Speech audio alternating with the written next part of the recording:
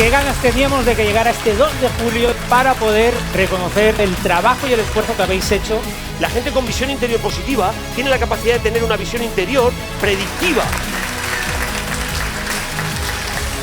Josep, eres el ejemplo de vocación, constancia y trabajo en Vericap Formación.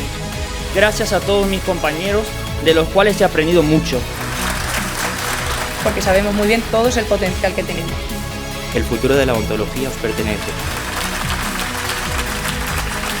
Vosotros sabréis perfectamente que ese camino nunca se deja de andar, nunca hay que dejar de crearlo. Muchísimas gracias a todos, os deseo mucha suerte y de verdad disfrutar de este día porque este ya nunca más va a volver.